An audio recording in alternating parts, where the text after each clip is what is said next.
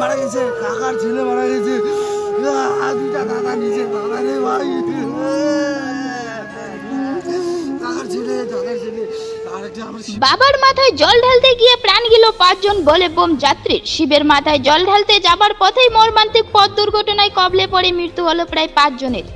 ঘটনায় রীতিমতো শোকের ছায়া গোটা বাগডোগরা নকশালবাড়ি এলাকায়। জানা যায় সকাল সকাল বাবার মাথায় জল ঢালবে বলে 10 জন বলে বোম যাত্রী তথা যুবকরা পায়ে হেঁটে রাস্তার ধার দিয়ে যাচ্ছিল বাবা ভোলেনাথের মাথায় জল ঢালার উদ্দেশ্যে।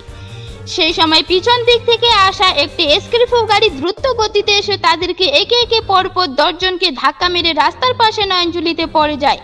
এরপরে ঘটনাস্থলে মৃত্যু হয় বেশ কয়েকজন বলে বোম যাত্রীর। ছুটে আসেন এলাকাবাসী এবং ছুটে আসেন দমকল বাহিনী ও স্থানীয় প্রশাসন বা পুলিশ কর্মীরা।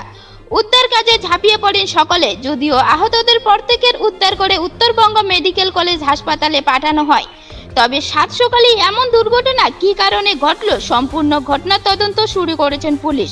তবে এলাকাবাসীদের সন্দেহ সেই স্করপিও গাড়িটির চালক সম্ভবত ঘুমিয়ে পড়েছিল, যার জন্যই এমন দুর্ঘটনা ঘটেছে বলে মনে করছেন স্থানীয়রা। তবে যেটি ঘটেছে তা অত্যন্ত দুঃখজনক মর্মান্তিক ঘটনা। আপনারা দেখছেন এমএস নিউজ ইন্ডিয়া।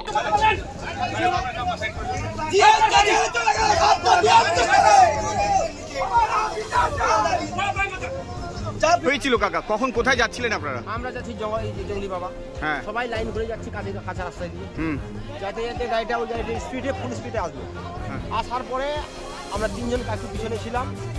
তারপরে এদেরকে ঠায় করে মারিয়ে দিল, বোল ফুটি ওগুলো ভেঙে দিল। ভাঙে দেওয়ার পর দেখতে সবাই দেখছে, কেউ চিন্তা নেই। কজন মারা গেছে? এখানে 5 জন মারা গেছে। 5 জন? 5 জন অপেন্ডিতে। আর ওই গাড়ির মধ্যে কেউ মারা গেছে? গাড়ির মধ্যে কেউ মারা যায়নি, ওরা পালাই গেছে। আপনারা কোথা থেকে কোথায় যাচ্ছিলেন? আমরা বাড়ি থেকে আছে বাড়ি মোটামুটি 4 কিলো 5 কিলো। জায়গার নাম কি? আমার জায়গার নাম হাউদিজোত। আর দানাগজের ছিল লোক? দানাগজ না, দানাগজ হাউদিজোতে। কতজন ছিলেন টোটাল আপনারা হেডে? মোটামুটি 10 জন।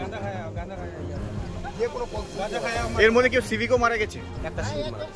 আপনার নাম? আমার নাম হরিদাস।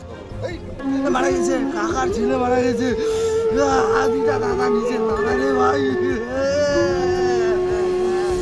কাকার ছেলে, দাদার ছেলে। আর একটা আমরা শিবির বন্ধু খাওয়া বলে টিজিতে আমরা তো কথা তো ভাই আমি